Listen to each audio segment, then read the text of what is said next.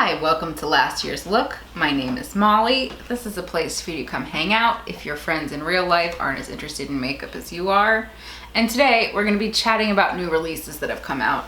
I'm not going to cover everything if it's just boring and I don't have anything to say about it, or if it's nice and I don't have anything to say about it and I'm not interested, then I'll just leave it alone. But let's talk about what's come out lately. I'll start on a high note. Okay, so I am scooched over. I have a fall cocktail for my partner. Oh, cocktails. Okay, so I'm gonna start on a high note. The first thing I'm gonna talk about is the new collection from Danessa Myricks. It looks like it's a face and eye palette. It looks really beautiful and creatively done. Let's see. So it has a pressed glitter. It has 4 larger powders that appear to be like iridescent shifty face powders. And then we also have some multi-chromes, some duochromes, and then a powder cream, 2 powder creams. This retails for $125, which is actually pretty reasonable in my opinion for a palette like this, because you're just not gonna get those type of shadows for a less expensive price. And for a whole palette of them, it's just going to be more expensive. This, for me, it's gonna be an easy skip because I don't find those kind of face powders particularly flattering on me, like something with a shift. Just having a lighter skin tone, I just don't think it's necessarily always the look I'm going for. I have one ABH palette that's like that and I don't reach for it often. I just keep it around for when I'm doing that kind of thing and I want that. So I can't imagine myself buying this for that kind of money, but I really get excited seeing things like this on the market that are thoughtful and it's current. It's the kind of things people want now. It's not just slapping a high price tag on something that you have a million times over. Next is the ABH. There's so much, it's hard to find it. So ABH has released their Holiday Primrose palette. I think this palette is incredibly lazy, and not because it's just pinky neutrals. People want those, and Anastasia Beverly Hills does those kind of shades super, super well. So I don't really have a gripe with the fact that it's a little bit of a boring palette. I think it'll sell really well. But what's lazy about it is that there should have been at least 2 different versions of this palette. Like, obviously you can look at this palette, it's a light palette, except for one deepening shade. It's a astoundingly light palette. The first blush in the palette is like a super, super light grapefruit pink blush. It would even be incredibly light on my skin tone. And then there's a deeper brown blush in there. So what I see happening with this is that a bunch of people with light skin tones are gonna buy this palette. People with deep skin tones aren't because they can't use most of it. And the people who do this, buy this palette, are just gonna use that blush as an eyeshadow or ignore it. I'm not saying you can't wear a deeper brown blush with a light skin tone. I do, but I'm also someone who's more experimental with makeup and not necessarily who this palette is targeted for. So I just think it was really lazy on their part. I think they were trying to fool us with the inclusion of that brown blush into thinking that this palette is for multiple skin tones. It's not. It's clearly for light to medium skin tones, and it's gonna look ashy on everybody else. And even their promotion kind of pisses me off because they have these 2 models. One has like a more light to medium skin tone. The palette looks great on her. The other model is stunning. She has I would guess like a tan skin tone. And you can see from the picture that she just looks beautiful because she's beautiful. The palette really isn't doing anything for her. And in fact, I would argue that even with whoever the skilled makeup artists are, it's washing her out a little bit. And if you don't have a trained eye, you just might look at that and think, oh, this is an inclusive thing. Look, there's a brown blush, and then they have it modeled on a tan model. It irritates me. I think it's 2021. Indie brands are already releasing multiple versions of eyeshadow palettes that just have eyeshadow. So the fact that this mega brand can't release 2 holiday palettes for 2 different skin tone ranges feels lazy and stupid to me. So as per usual, Makeup Revolution is not resting with the constant collabs. The first one they put out I thought was pretty cute. It was a collab with Corpse Bride. The only one that didn't make sense to me is that there was a palette called, let me see, Grave Misunderstanding, and that was the one that was full of like orangey shades. It didn't really make sense. But overall, I thought the other two palettes were cute and on theme. I'm not attached enough to that IP to give Makeup Revolution's Spotty formula a shot, so I just ignored that one. But then they came out with a collab with The Simpsons Treehouse of Horror. Now, I actually ordered this palette. It's going to be my first time trying anything from Makeup Revolution at all. I also ordered the makeup bag that comes with it, like the couch bag. I thought that was really cute, and it's something I'll definitely use. The thing I liked about this palette, it's a huge palette, so part of me thinks like, what was I thinking, especially given Makeup Revolution's history with their formula. But I felt like they really did a good job of capturing those cartoon tones, those really bright, vibrant cartoon tones. Like, they look Simpsons to me. As someone who grew up watching The Simpsons, when I looked at that large palette they came out with, it's a 30 pan palette, it captures the color story that I grew up with on The Simpsons. That's my pet peeve with cartoon collabs, when they don't go all in and really put in like vibrant pops of color. Like when Colourpop collabed with the Powerpuff Girls a while back, even though they included a few pops of color, I was pretty disappointed at the missed opportunity, because that cartoon itself is so vibrant, and I feel like Makeup Revolution ironically really did a good job and got that vibe. There are two smaller palettes. I didn't order those. They're very cool though. And there's a couple face palettes. There's a sponge, which really seems like it would be more for novelty than anything else. It's like shaped like a Homer Simpson donut head, which is pretty cute. But I love this theme. It's something I grew up watching. It's Halloween. This ticks all my boxes. So if you want to see me use this palette, I am going to be putting it on and testing it out once I actually receive it in the mail. The final collab I'm going to talk about with Makeup Revolution is absolutely the worst of the lot. It's yet another collab with Friends, and I'm so confused. I'm the right age to be like the Friends nostalgia demographic. I have friends who love Friends. It's their comfort show.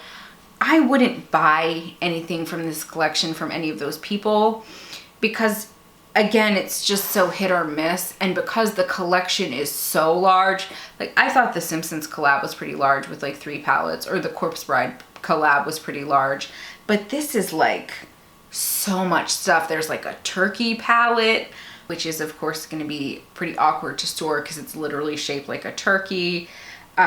There's some smaller mini turkey palettes. There's a whole collection of other palettes that they call customizable. I don't know what that exactly means.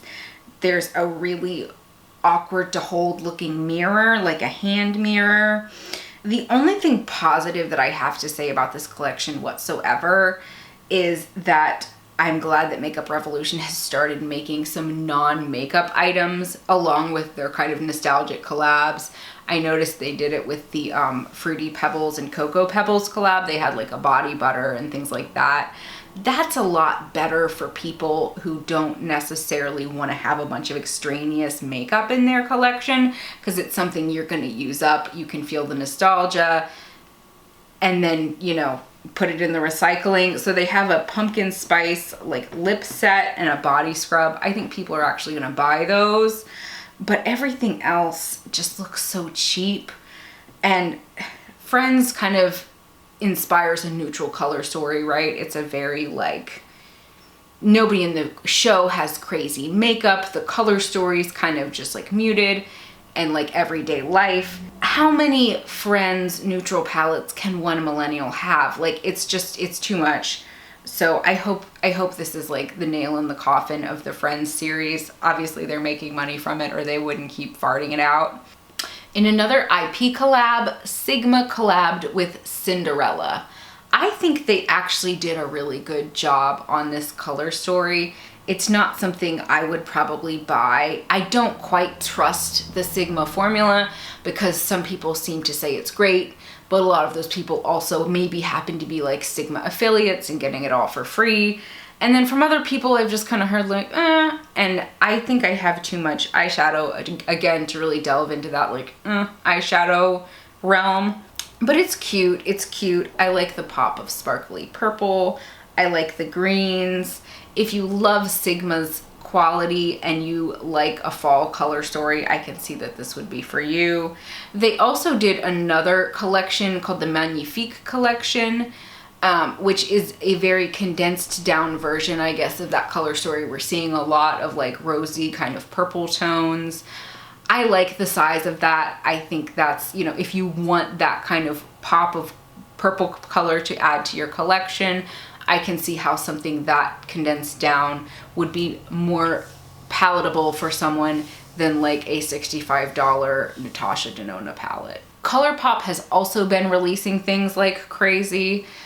First of all, they have the Orchid collection.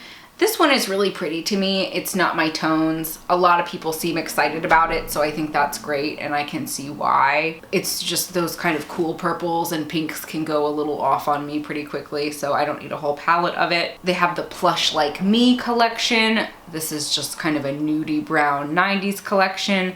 I bought one of the blushes because it's called Winona Forever. I'm wearing it today. I think it's really pretty. I like that blush stick formula. I like this, but none of this is probably anything new for anyone. We've seen this a million times. It's kind of just capitalizing on that 90s moment that we're having right now. They also did a second collab with Hocus Pocus. I was really disappointed in the first collab they did with Hocus Pocus. I wasn't really excited about that one. I love Hocus Pocus, so I wanted to want it, and it had more kind of fall jewel tones. But I was hoping they would really pull out the color this year. And in a way they did. Like, you can see that they made it more focused around the like the Sanderson sisters colors. But somehow it just looks worse to me. Like, I don't understand what it is that I truly like less about this one. And I think I was watching Abby Williamson's video and she said that it looked a bit childish to her. And I think that really sums it up. Like, it looks like a play kids palette. And even though that's kind of a childhood memory for me, I don't want my makeup to look childlike. So that easy pass for me. Easy pass. Boom. Easy pass. The Play It Jewel Mega Palette. There's nothing intrinsically wrong with this. And again, I don't know why I find it so boring. I think the main reason it feels so silly that they released this is that they literally just released another mega palette like earlier this fall called It's a Mood. And that one I thought was actually really cute, like the pops of purple and things like that. And then they just within like a few months already duped themselves. I know this is kind of Colourpop's signature move to like put something out and before you can even really be excited about it, there's something new. I almost spilled my drink. Oh. But it's usually a good while between mega palettes. Like, they don't usually totally make themselves obsolete that quickly. So I don't understand this. I don't understand why they needed to put out a fall palette and then another fall jewel tone palette that are both so large. They also, along with that palette, did put out an eye primer, and that I do actually find interesting. I wear an eye primer every single time I do my eyeshadow, and I like Colourpop in general, so that's something I would like to see how it performs. And they put out multiple colors, which I also appreciate. The last Colourpop release I'm going to talk about is a collab with the NBA. This feels totally random to me. I'm not a sports person, but what collab isn't random? And I'm really excited to see them doing something different. I'm excited to see them putting something out for a different audience, because there are lots of people out there who like sports and who like makeup, and they keep seeing the same like Hello Kitty collab and Disney collab over and over again. And now there's finally something that's a little bit different. Again, as a non-sports person, like, I don't want like an LA Lakers or Miami Heat palette. The color stories aren't for me, they're for a fan. So next in boring redundant makeup, Lady Gaga and House Laboratories put out a Love for Sale palette in honor of her collab with Tony Bennett, her musical collab with Tony Bennett. I guess they had a song together. I was not aware of this. This palette just looks so boring to me, and I'm not even really surprised because every single thing she's put out feels like nothing she would wear. It's always especially disappointing to me when somebody like Lady Gaga, who's so distinctive and who you associate with like cutting edge fashion and makeup and, you know, speaking her mind, and then her makeup line is with Amazon. It's just kind of one boring thing after another. I don't get it. I don't get it because I know a lot of people like this kind of makeup, this kind of soft, pretty makeup. But are those people buying from like House Labs on Amazon? Like, I feel like they're going to their Clinique counter or buying something from Urban Decay. So it just doesn't make sense to me. Obviously it's successful or else they wouldn't keep pumping out these palettes. BH Cosmetics has been especially popular recently. I feel like they've really gotten a lot of attention, and they put out a collab with Doja Cat. I was super excited for this when they teased it because I think Doja Cat is so fabulous. Her style, her makeup, the way she does her makeup for photographs is always really beautiful. It's this kind of high femme, stunning, sexy style that she has that I wish I could emulate. When I heard that BH Cosmetics was collabing with her, I was like, okay, that's it. This is gonna be the thing I'm gonna buy to try BH Cosmetics formula. Once I actually saw the products teased, I pretty quickly changed my mind. It just feels like a mega palette that they slapped Doja Cat's name on. There's not a lot of pink, which I was surprised about. Like, there's a lot of random colors, not a lot of pink. There are a few pops of little like color like teal, blue, and things like that, which I think is cool because she does wear those colors, but they're not especially vibrant. I just, again, don't see her at all in this collection. I would just think it was like another Colourpop mega palette or something. Like, I don't see her personality there or her style in particular. The only thing that I think is cool, she has some blush palettes that look pretty interesting. Like, one of them has this really striking yellow blush that looks really interesting to me. She put out a brush line where the handles look like, I'm just gonna put a picture of them up here because I probably can't say what they look like. Moving on. BH also has done a Poison Shock collection, a Poison Shock collection from BH Cosmetics. And if you're not sick of monochromatic palettes yet, this might be for you. They have a purple, a pink, a blue, an orange, and a gray, or gray and taupe. They look nice. This has just been sort of done to death at this point, but BH has a nice price point. Let me see how much these are. $15 each, so not quite as good as, you know, as a Colourpop 9-pan, but if you like BH Cosmetics formula better or it's easier for you to get, that's a good alternative. And I do like the shades they put in here. It looks pretty like, it looks like a pretty nice range of greens or pinks. I do like the range of each color they've put in here. I think this would feel redundant to me at this point, but I think this would be a nice option for somebody who doesn't have Colourpop easily available. So Natasha Denona put out a mini Metropolis palette and a mini Glam palette. I think that's a super smart move for her because Metropolis is like $100+ and those are some of her most popular palettes. So for people to be able to buy like a few shades from those, I think it's a very good move. I like that in the Metropolis mini, she included that kind of signature green that's the shade of the packaging. I think that was a smart move. You don't need these if you have the original palettes because all of the shades from the Glam are duplicates and 3 of the shades from the Metropolis mini, the more interesting shades, are duplicates. She doesn't usually do that, so I'm a little bit surprised. But if you're like me and you haven't picked up the palettes, maybe that would be a nice way to get like that one pop of green. I feel like I have enough greens that I can skip that, but I do think it's great, and I think it's nice that you get that little crease brush included. She doesn't usually include anything with the mini palette, so that's kind of a nice little perk if the brush is nice. Wet n Wild put out a collab with Little Twin Stars. I think this is super cute. I'm very, very curious about the formula for pastels that are this affordable. Like, I think the largest palette is $15 or $16. So I wouldn't be especially confident about the quality. I'm surprised to see something this creative at the drugstore because you don't see that every day. You don't see these fun colors. They didn't rely on sticking a lot of neutrals in these palettes, which I like. This would be a really good gift for somebody young, I think. They have some mini palettes as well. Those look like they have a pressed glitter in them, which would be kind of an easy pass for me, but this whole collection just looks really adorable, and I'd be really curious about the formula. Like, if the formula on this was good, that would be such a fun find. Patrick Ta came out with a blush palette for the holidays. It looks pretty enough. I don't understand. To me, this is just too large for a blush palette. I can see the same person wearing kind of the first two colors, which is like a poppy bright pink and then like a poppy bright coral. Those go together in my opinion, so that could have been like a cute little quad.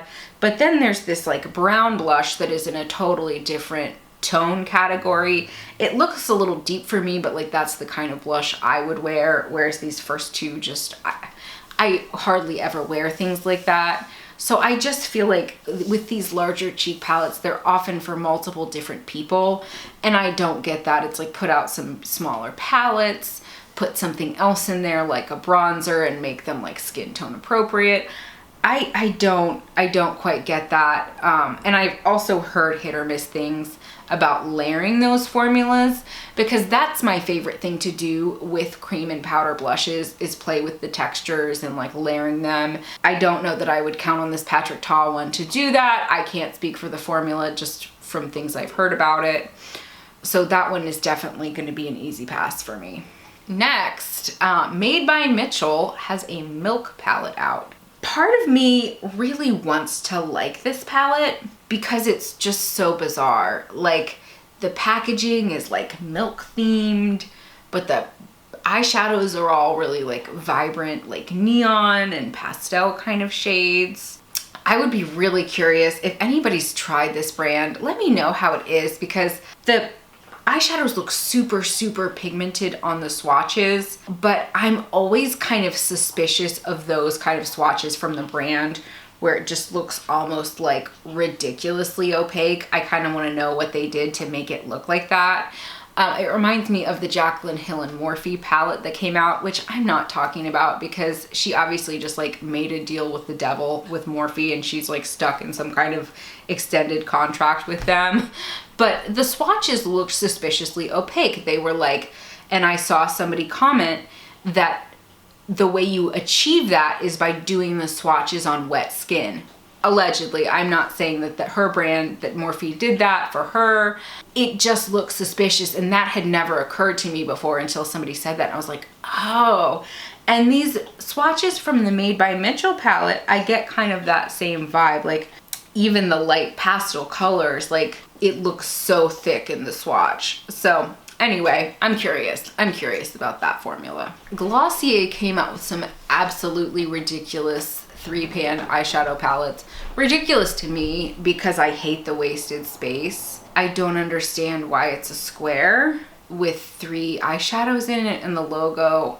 A lot of people have said this is not a hot take. It is a little bit infuriating, and I appreciate the idea of having this recyclable or refillable packaging where you can use it up and then you can buy the insert again, but it's in no way customizable. You can just replace like the entire 3-pan insert. It's retailing for $22 each, and the refills are $18. I've been a big Glossier fan. In a way, I've kind of felt lately like they've jumped the shark. Like, they discontinued all those cool colorful eye pencils they had, and now they're coming out with stuff like this. And I like the idea, for somebody who doesn't wear a lot of makeup, I like the idea of a really pared down, even monochromatic palette, but the colors are so samey. Like, why do you need 3 shades of like practically the same eyeshadow? Like, there's not enough depth variation to make these interesting in a lot of them. It just looks like you might as well have bought a single. I don't get it, but I think there will be people who like this and like that kind of funky aesthetic of the off-center packaging. It's just not for me. So Hip Dot has been almost worse than Makeup Revolution, I would say. Well, maybe not. Hip Dot has put out a lot of collabs, and a lot of them have felt very, very samey. This most recent one that they put out was an Addams Family collab. I think I take it like extra personally when brands come out with terrible collabs of things that I love. I'm an Addams Family fan. And on the surface, there's really nothing wrong with this palette. It's like a black, red, and neutral color story with a few neutrals thrown in there. It looks a lot like other things they have done in the past. It's just, it looks cheap. And one thing that you can never say about Morticia Addams is that she looks cheap. Like, oof. If this was amazing, stunning quality, I would get it. If this was 2016, I would get it.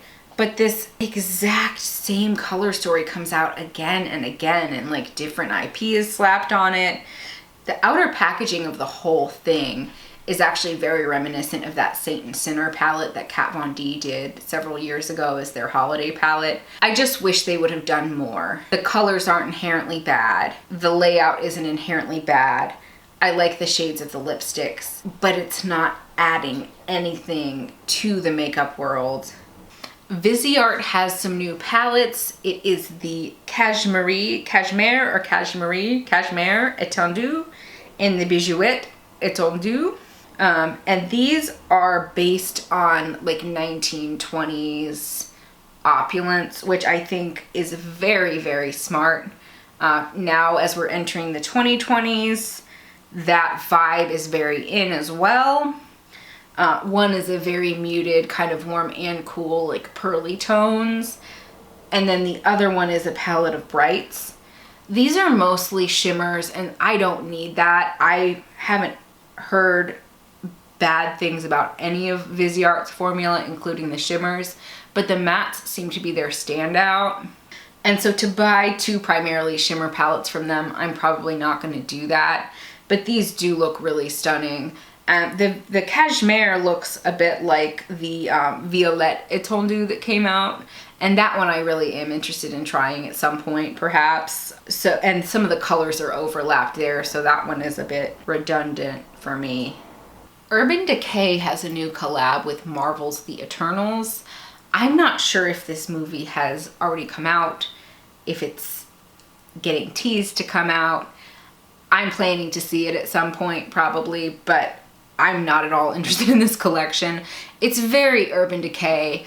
The first high-end palette I ever bought, I went into Ulta and I bought like an Alice Through the Looking Glass. It was like the second collab that Urban Decay had done with Alice Through the Looking Glass. And it was this palette, it had pops of brights. And it was very like this, where it was like this big bulky box and then this big pop out. I thought I was so cool. I didn't have a lot of makeup at the time, so it was okay that it was kind of like bulky and gaudy. The formula turned out to be terrible. This is just giving me that vibe. Like, it's literally another neutral palette with a pop of blue. And I don't understand what year Urban Decay thinks it is. Like, I don't know who wants this. I don't. Now, this is just something that's been teased, but MAC is planning to collab with Whitney Houston's estate. I hope they do it well. I really hope they do it well.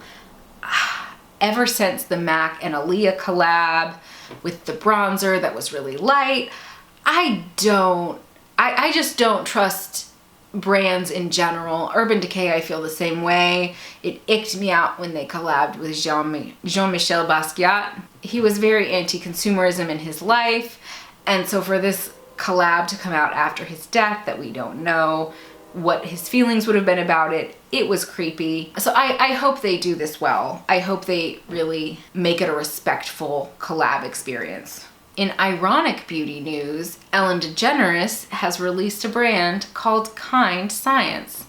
The tagline is kind to animals, kind to skin, and kind to the planet. Now, I don't know who on Ellen's team, like what yes man approved this monstrosity in the midst of her being dragged through the mud, allegedly, for being so unkind to people. I understand that this was probably in production ages ago. She probably already did the go-ahead on this before she was in scandal. But, you know, sometimes you have to take the L and like wait to release things or do a rebrand. I just think this is the worst. Of course, I'm a PR expert, but I can't really imagine a worse PR move for someone who is in negative media attention for being genuinely atrocious to employees, allegedly, and to guests on her show. I'm gonna hop over to the indie mood. I have a few indie releases I wanna chat about. The first one is from Blend Bunny Cosmetics. This is the Surge palette. It's a rainbow palette, basically, but it's just done in a really aesthetically pleasing, interesting way. It makes me intrigued to see what this brand comes out with, because the first row is like desaturated, kind of more pastel colors. Then we have some mid-tone colors, some deep colors, some sparkle, and then we have a row of like neons at the bottom. I just think that's a really cool way to do that. There are a lot of cool tones involved. It's a little grungy, it's a little poppy. I just think that's kind of fun. Alien Cosmetics is another brand I'm really intrigued by. They came out with a palette called the Witching Hour. This one is a mix of neons, brights, and reds. Again, this is just something about this color story really calls to me with the purples and the red and the oranges. It's a Halloween color story, but it doesn't look costumey. So Trixie Cosmetics, Trixie Mattel's cosmetics brand, has come out with a 90s collab. This is so fun.